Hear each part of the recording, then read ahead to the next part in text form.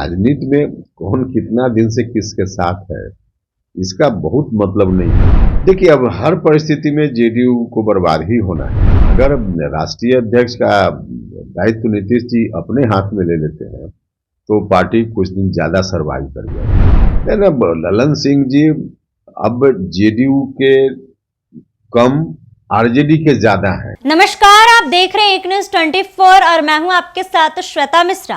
राष्ट्रीय लोक जनता दल के राष्ट्रीय अध्यक्ष उपेंद्र कुशवाहा ने बड़ा बयान दिया है। दरअसल आपको बता दूं कि उपेंद्र कुशवाहा का साफ तौर पर कहना है कि राजनीति में कौन किसके साथ कितने दिनों से है इसका कोई मतलब नहीं होता है। बाकी इस पूरे मामले पर उपेंद्र कुशवाहा क्या कुछ कह रहे हैं, आप उनकी बातों को सुनिए। जदयू की राष्ट्रीय कार्यकारिणी और राष्ट्रीय परिषद की बैठक के बीच में आपसी संबंध की चर्चा तेज है। ललन सिंह कहते हैं कि 37 साल के साथ हैं, किसी के अभी कहते 48 साल के साथ हैं। आप भी लंबे समय से नीतीश कुमार के साथ रहे हैं, क्या लग रहा है कि क्या कुछ होने वाला है?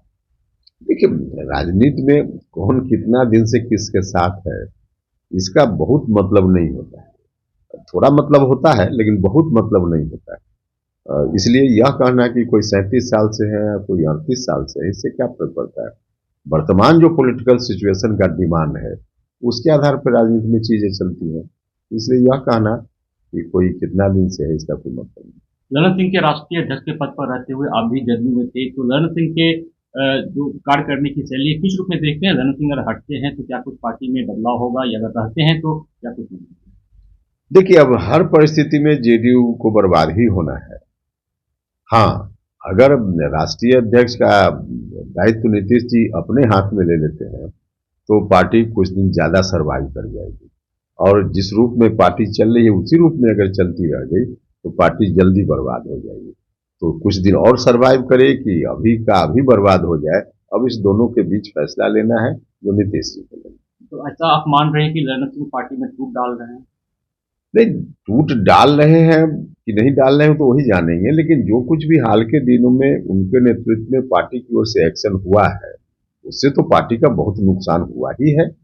महागठबंधन के साथ जाकर के तेजस्वी यादव के नेतृत्व में बिहार को सौंप देने की बात, यह जो रणनीति पार्टी की हुई, जिस रणनीति पर पार्टी अभी तक चल रही है, तो इससे तो नुकसान हुआ ही है, रोज नुकसान हो रहा है पार्टी का। लगातार आप यह कहते आ रहे हैं, जब से आप जदयू से अलग हुए, नई पार्टी आपने बनाया है, कि जदयू टूट जाएगी, जदयू में कुछ बचा नहीं है, तो क्या लग रहा है कि ललन सिंह आरजेडी के बी टीम के तौर पे काम कर रहे हैं?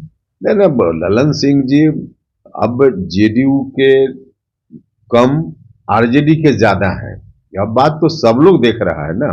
अब नीतीश जी से की राजनीति से उनका रिश्ता कम, आरजेडी की राजनीति से उनका रिश्ता ज्यादा है।